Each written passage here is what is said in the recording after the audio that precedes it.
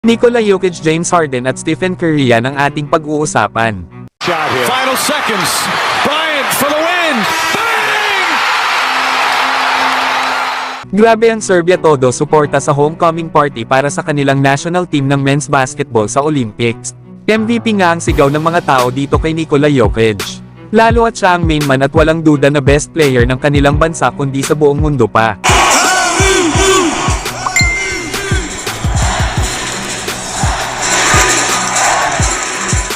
Bagamat nabigo ang Serbia na masungkit ang gold medal sa Olympics, ay nagawa pa rin nilang maiuwi ang bronze medal nang talunin nila ang Germany. Ito nga ay sa tulong na rin ni Nikola Jokic na halimaw ang naging performance sa Olympics, na kung saan tinapos nito ang Olympics na may average na 18 points, 10 rebounds at 8 assists per game. Pero syempre ay andyan din naman ang kanyang kapwa NBA player na si Bogdan Bogdanovic na maganda ang naging performance sa Olympics. Kaya sa ngayon ay nag-e-enjoy na muna itong si Nikola Jokic sa Serbia sa pagkakarera ng mga kabayo bago ito bumalik sa kanyang kupunan na Denver Nuggets. Samantalang James Harden mukhang nasa kondisyon na para sa next season. Makikita kasi sa laro nito sa ngayon sa summer kasama ng kapwa niya mga NBA players. Katulad nila Trae Young, Chet Holmgren, Klay Thompson at Michael Porter Jr.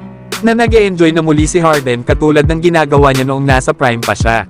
Simula kasi nang matrade si Harden sa Brooklyn Nets galing sa Houston Rockets, ay dito na unti-unting bumaba ang kanyang performance hanggang sa magpa-trade na naman ito sa Sixers at ngayon ay nasa Clippers naman ito naglalaro matapos ding matrade last season. Pero mananatili pa nga si James Harden sa Los Angeles Clippers matapos itong mag-sign ngayong summer ng $70 million sa loob ng 2 taon. Kaya sana ay muli nating makita ang prime na James Harden na gumagawa palagi ng mga Euro step at step back 3-pointers. Lalo at wala na sa Clippers itong sila Paul George at Russell Westbrook. Kaya ang tanong na lang dito ay kung hanggang saan aabot next season ang Los Angeles Clippers gamit ang duo nila Kawhi Leonard at James Harden. Na last season ay first round palang laglag na sila sa playoffs laban sa Dallas Mavericks. Kaya yan ang ating aabangan sa Clippers. Samantalang meron daw isang impossible na blockbuster trade para makuha ng Lakers itong si Stephen Curry. Alam naman natin na bukod kay Christian Wood na kakampi ni LeBron James, ay maraming mga NBA fans at media ang gustong makita na mag-team up sa iisang kupunan sa NBA itong sila LeBron at Stephen Curry. Kaya naman maaari daw makuha ng Lakers itong sila Stephen Curry at Kevon Looney.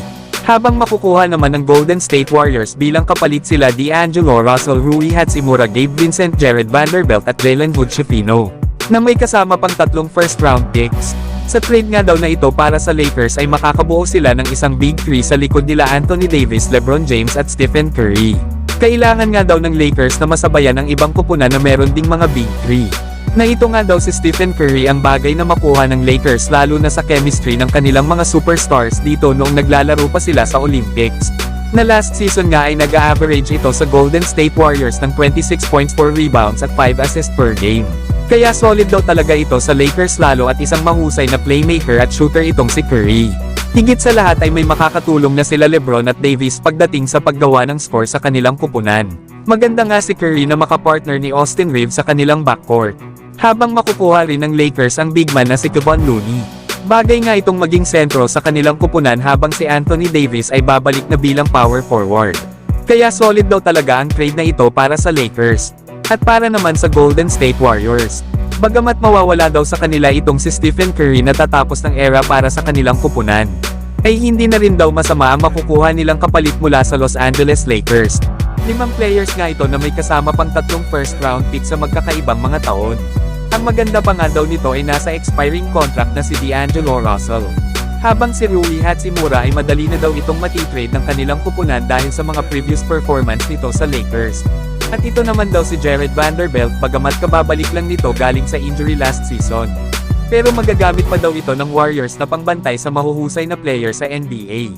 At maaari nga daw itong magstay ng matagal pa sa kanilang kupunan. Habang ang point guard naman na si Jalen Hood-Schifino, ay maaari naman daw itong mabigyan ng opportunity na ipakita ang kanyang talent at skills na hindi niya nagawa sa rookie season nito sa Lakers. At para naman daw dito kay Gabe Vincent bagamat kakain daw ng kontrata sa Warriors ito, ay susubukan naman daw nilang i-trade si Gabe Vincent bago ang trade deadline. Kaya pagpatak daw ng 2025 kasama ng isang first round pick ng Lakers ay fully revealed na daw dito ang Golden State Warriors. Ang kagandahan pa daw nito bago pa madraft ng Warriors ang dalawa nilang first round pick sa 2029 at 2031. ay mga retiro or wala na sa prime sila LeBron Davis at Stephen Curry. Kaya solid din daw itong trade para sa Golden State Warriors kung gusto talaga nila na masecure ang kanilang future. Pero kayo mga idol, sang-ayon ba kayo sa trade idea na ito?